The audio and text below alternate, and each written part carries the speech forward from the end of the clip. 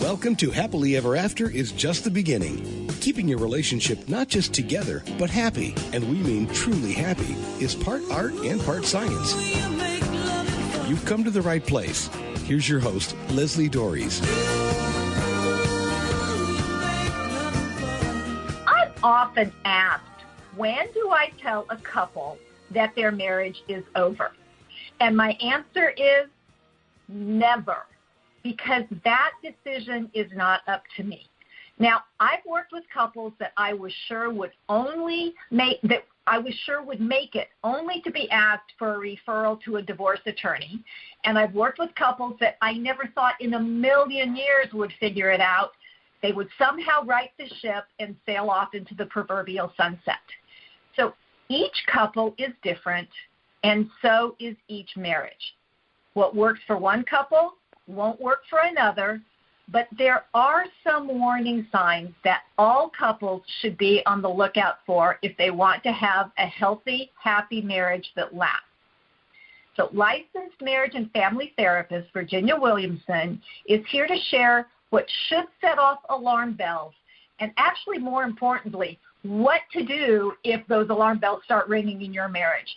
So, Virginia, thanks for coming on the show and talking about something that I think is really important for couples to know. Thank you for having me.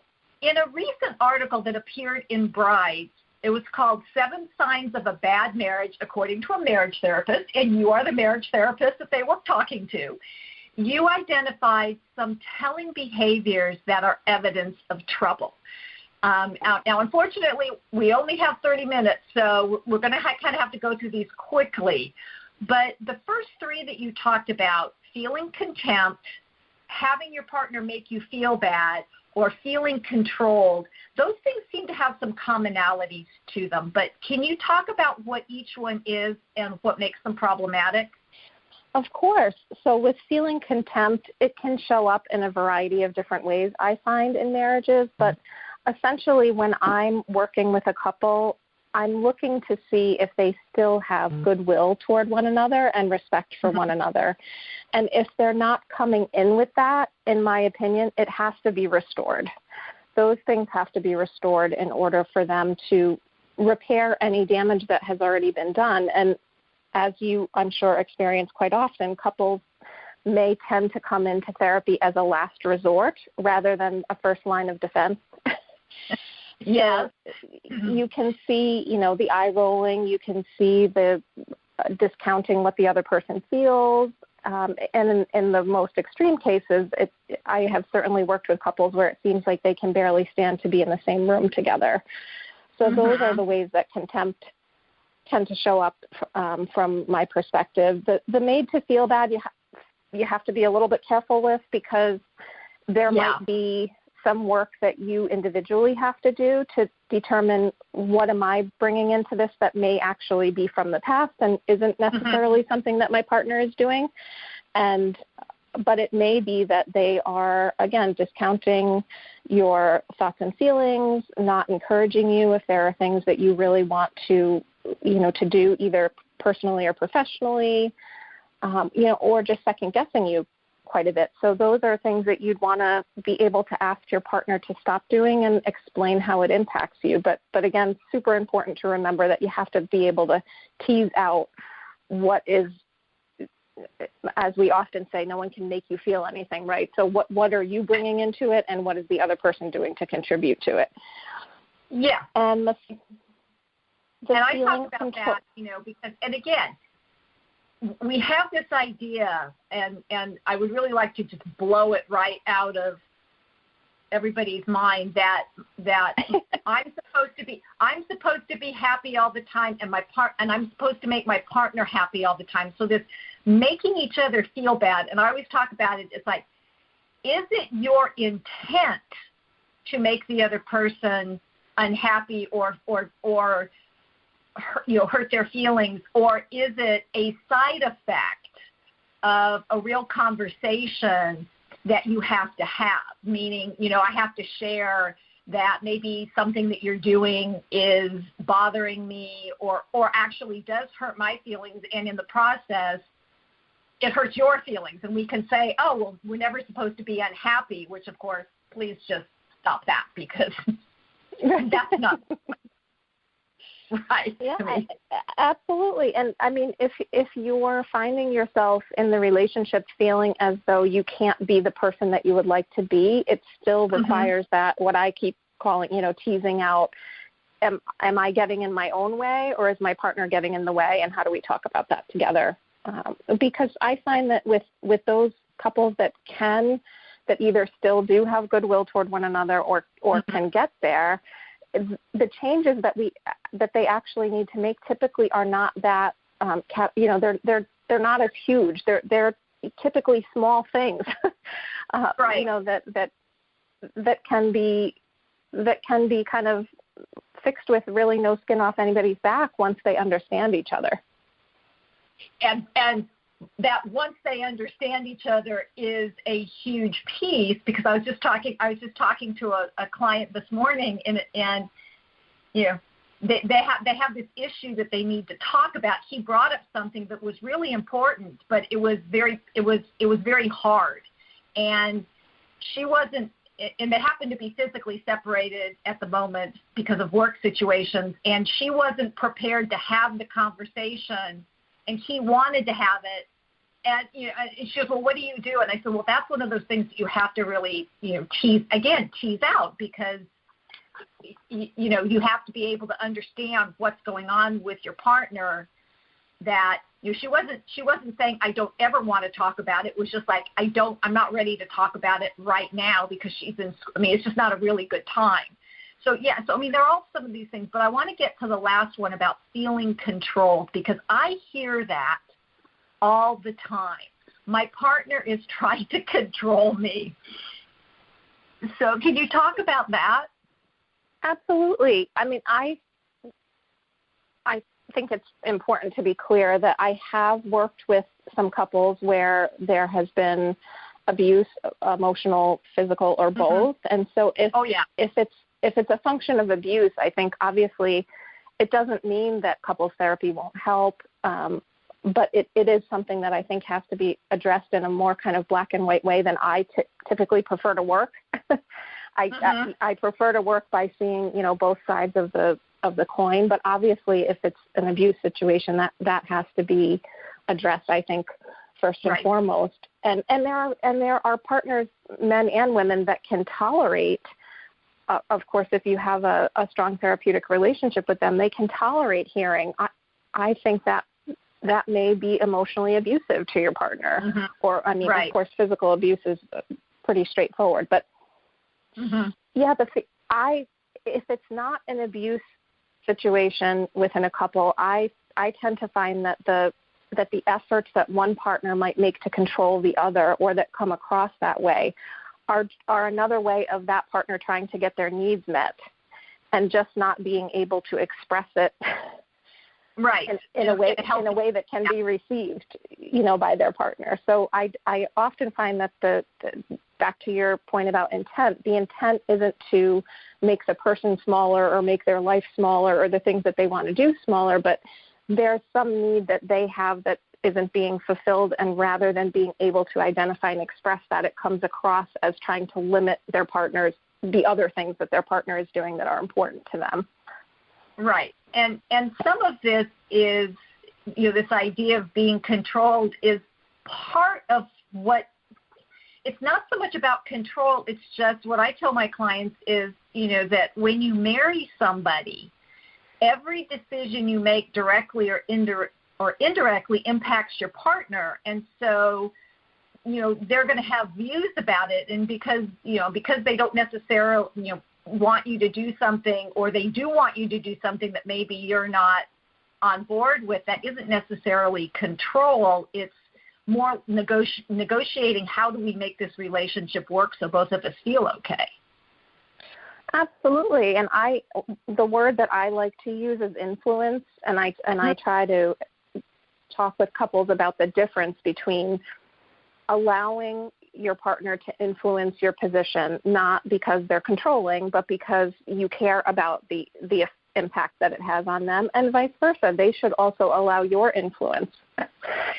That doesn't mean that you can't, if something is a word that we use often, I guess, deal breaker, if something is just absolutely, this is a boundary that I'm not going to budge on, of course you shouldn't have to do that. But each person should be able to have some influence over the other's position to a degree, because as you said, there's each individual, and then there's the relationship, which is kind of its own entity.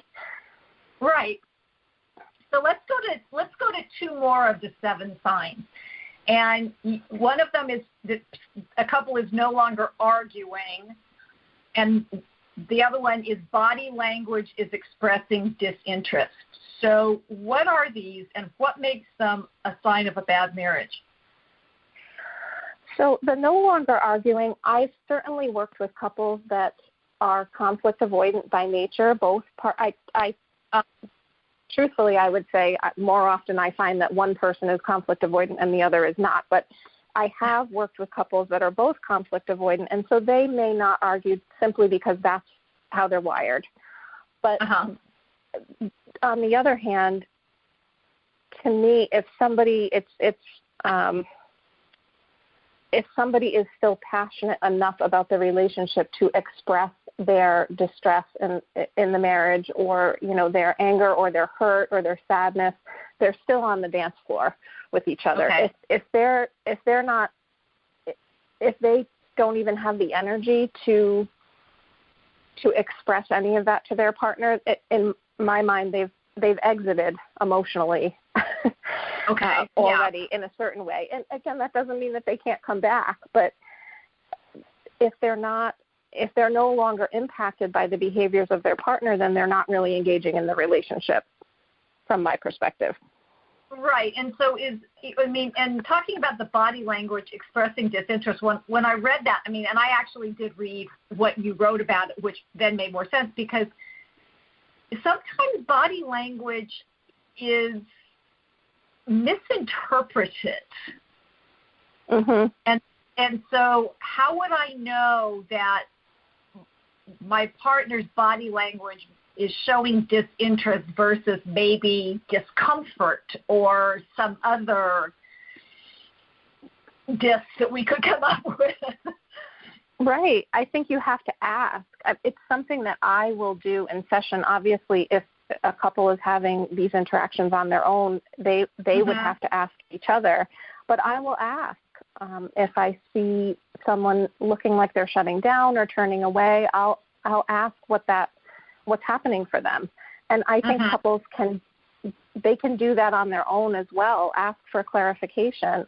But I do tend to find that when I'm working with couples that still do have that goodwill toward one another, there are tender moments when they're talking about the really tough stuff, and particularly if one or both of them becomes tearful or emotional, there are still those tender moments that I will observe that to me are an indication that they're still invested, they're still affected by how their partner is feeling.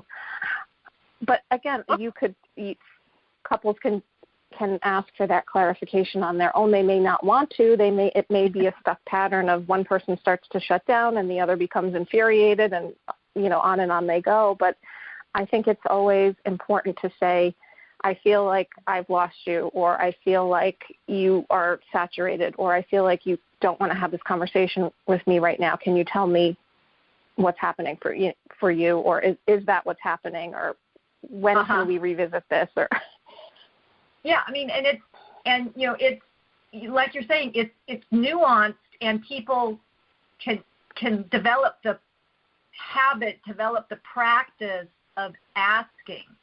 As opposed to assuming, because we know what happens when we assume, and and because people. What I tell my clients is, I will not let my clients tell the other person what they're thinking, feeling, or what their motivation is. Now, you can ask them, and you can say, I'm wondering if what I'm seeing is because of what I'm believing, but I have to check, because if I just decide that my partner is doing this on purpose and they're doing it with the intent to hurt me, then I'm going to respond in a completely different way from, they're just overwhelmed right now, and they're having difficulty getting their thoughts together versus they're just disinterested. And but again, this is part of, I guess, what couples need to learn how to do, or it would be helpful if they could. Right. I mean, if I'm working with a couple where one person really gets a lot of relief from getting everything out there on the table, and they kind of can't move on or let it go until they have, and if their partner is a person who gets very saturated with all of that information at one time, from my perspective, the person who needs more words has to be willing to ask when they're seeing something that's off-putting, and the person who needs less words has to become better at saying, I want to hear you, but I'm really saturated, or I understood where we were going, and now I feel like we're talking about something entirely different. Right. I got lost. Can you stop and let me jump on again? This is Happily Ever After is just the beginning.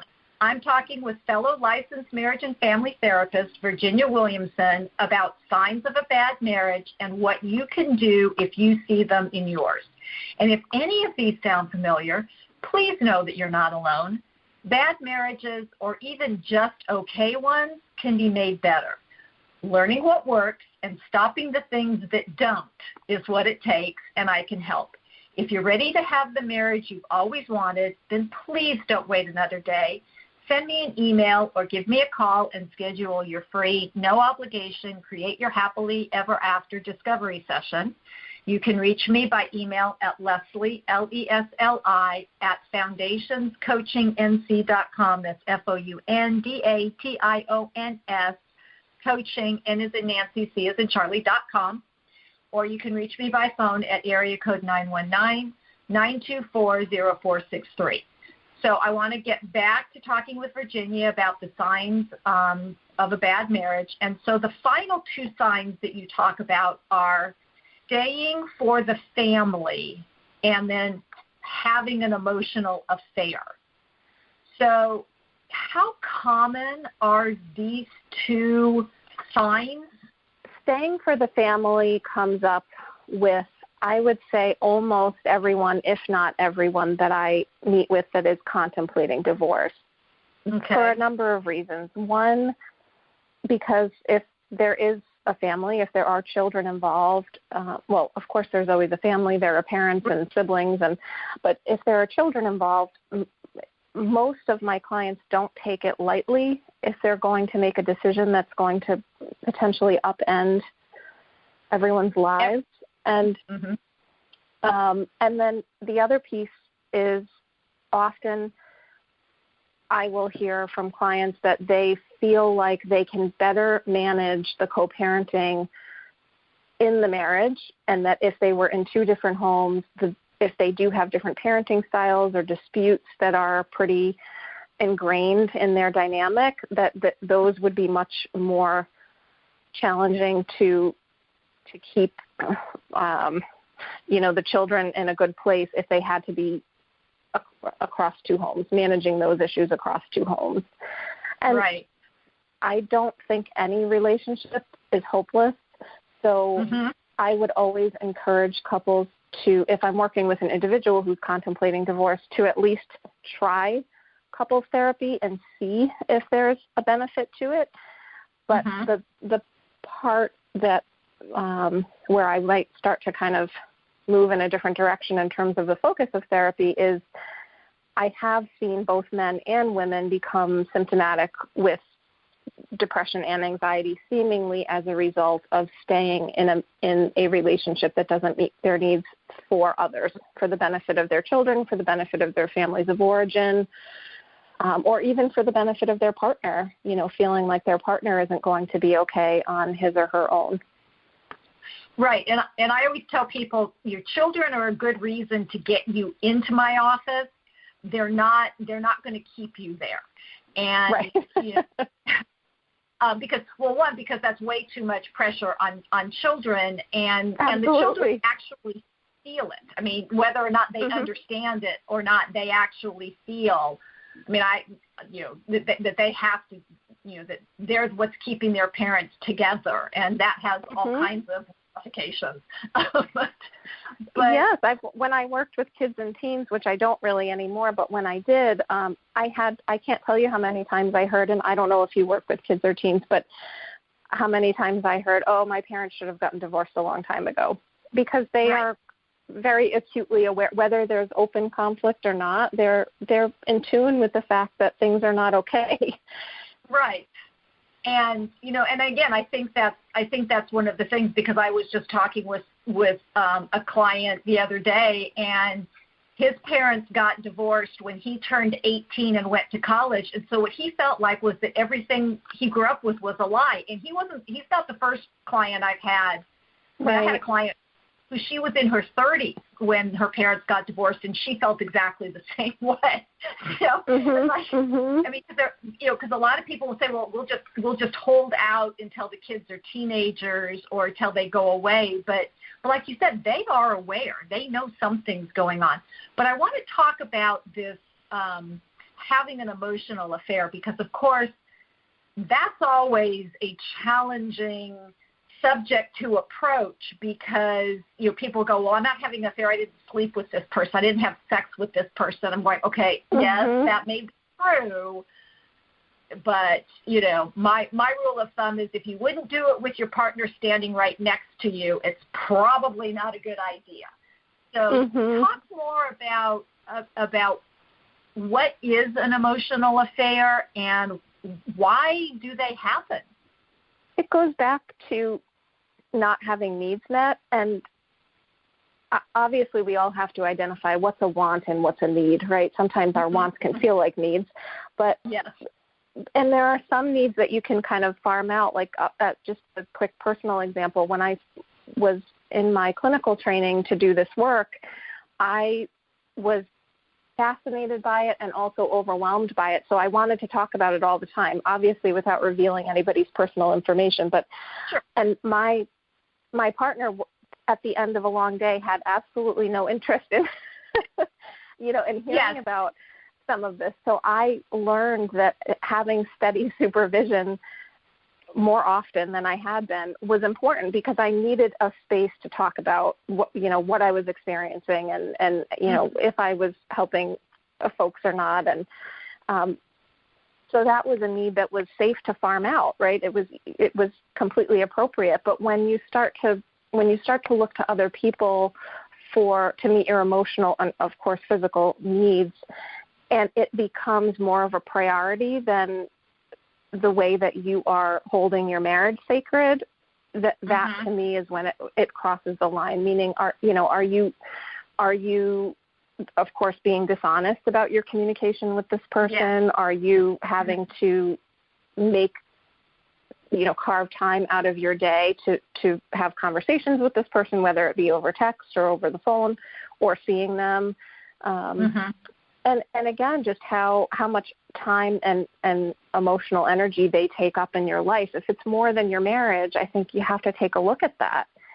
Absolutely. And I talk to my clients about, Maslow calls them needs of deprivation, meaning you don't necessarily know you have them until somebody's meeting them. It's like you don't know you're hungry until you start smelling something really good. It's like, oh, my gosh. Sure. And, and this can happen in terms of the emotion, is that, suddenly somebody's interested in me and they're talking with me, and you don't even realize that there's anything harmful about it, And so I just want people to understand that these are things that happen, and they aren't, I try to get my clients away from judging good, bad, right, wrong. It's just like, okay, is this situation supporting us or is it harming us? And if it's harming us, let's take a look at it. And so that takes me into, you as part of this article, you talked about that, just because these signs are present, it doesn't mean the marriage is going to end. And so what can somebody do if they know that one or more of these things are happening in their marriage? Right. So, and I didn't get to choose the the way that the article was framed. I don't personally love saying signs of a bad marriage, because I feel like that out of the gate sets it up to sound hopeless. Right, absolutely. I think it's, these are signs that can show up in any marriage to varying degrees, especially long-term marriages where you go through, quite a bit together, and also external stressors. I mean, the last 14 months has certainly shown us that. But therapy isn't for everyone, of course, because this is the work I do. I believe in it very strongly. I would always encourage couples to at least give it a try.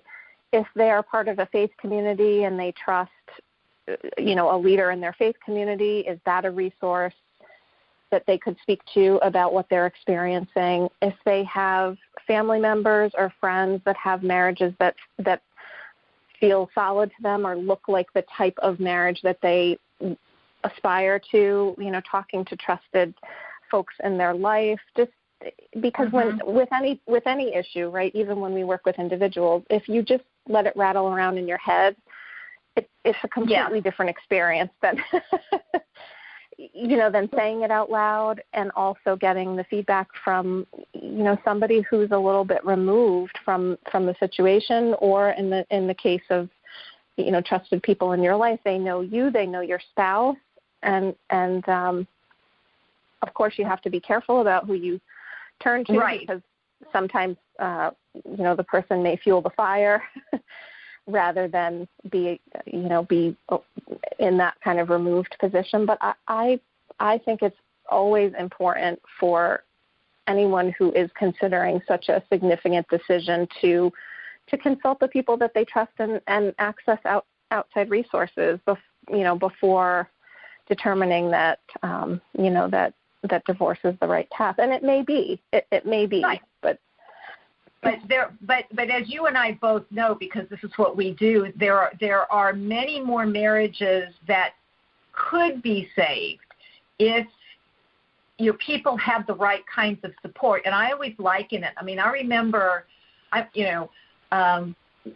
when I was first a mother, and there was lots of stuff I didn't know, and it was just like, I remember having conversations that, and I never could have gotten my son potty trained without the help of his preschool teacher.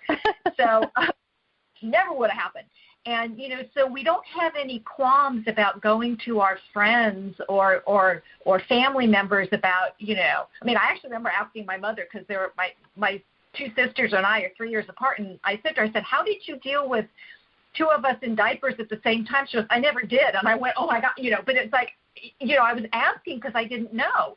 But we don't do that with our marriages. We think everybody else's, it's like, social media, everybody else's highlight reels and our blooper reels, it's like everybody goes through this. Every single relationship has challenges and strengths, and, and I love you talking about, rattling around in our own heads, because we only know what we know. We only know what we do. And so, but there's so much else out there.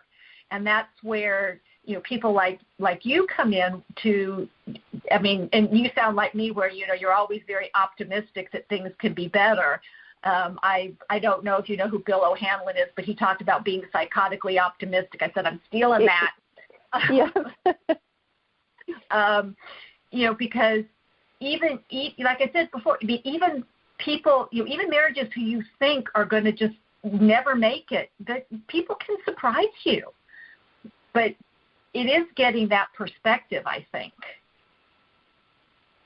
Absolutely, and both people being willing to do the work, and I'm sure this happens for you as well.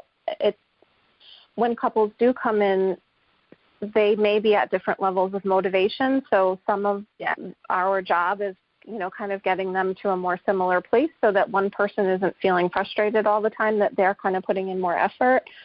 But as long as both people are willing, and I mean, the fact that they show up in your office means that there's at least a little bit of motivation. Right. As long as both people are willing, it's pretty amazing. It's lovely to see when couples can, really come back together in these tender ways and clear up. Sometimes I have a couple that I actually just saw today that I've been working with on and off for a very long time, and they have had they have grown children, beautiful children that are adults now, and to see how far they've come in really changing the dynamic of the way that they interact when either one of them is hurt has been it's very rewarding to see that happen. But they work at it. I mean, they put in the blood, sweat, and tears, so to speak. Well, and I hear that frequently. It's like they'll say, well, I don't know if my partner really cares. I said they keep showing up because I tell people, I said, I'm not anybody's preferred destination. Of course, better things to do.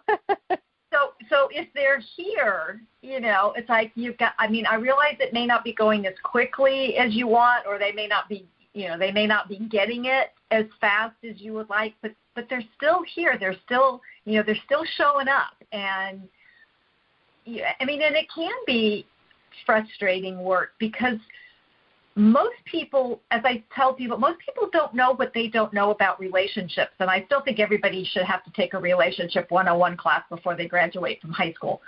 But and we're all doing what we know, and so can we be open and curious and supportive and all those things that we were when we first met, right. and to stop looking at going to see somebody like you or me as punishment. I look at my clients as being the most courageous people I've ever met because they've picked up the phone, they've walked through the door. It takes a lot. It takes a lot to show that level of vulnerability, whether it's individual or as a couple. I think I would venture to say it's harder as a couple because we all have our not so great moments, and we're kind of laying them bare, if we're being honest. And my former business partner and I, we had for a period of time really had hoped to bring more attention to premarital counseling just for these reasons, that not to view it as, oh gosh, if we're not even married and we already need to see a counselor, it must mean that we're doomed and this is terrible. Right. But as a way to talk through, I mean, it always amazes me how much people don't really talk about before they get married that's important to them. Right. And then they're in it and they feel like, well, this isn't what I signed up for. I mean, I think we're getting better. I think that as we go on, the generations are much more embracing of therapy, thank goodness. But there are so many conversations that couples don't have before they enter into marriage with each other. Oh, believe me, I'm right there with you. So, Virginia, can you share with people where they can learn more about you and maybe how to get in touch with you? Yeah, so the website is www.collaborativect, as in Connecticut.com. And you can read more about me there, about our group. There's a way to email me. Obviously, our phone is listed, so lots of good resources there if anybody is looking for more information, or now that we have the telehealth option, at least for now, we can be more accessible. Yes. So as the great baseball player Yogi Berra said, it ain't over till it's over. And there are many steps you can take to make sure your marriage can not just survive, but actually thrive. It doesn't have to end if you're willing to take action to make it better. Unfortunately, many couples wait a long time and allow a lot of damage to occur before addressing their challenges, and I really do not want that to be you. So is your marriage all you want it to be? If not, then I ask, what do you need to do to take action? And hopefully one of the things you'll continue to do is listen to this show. So until next week, stay loving.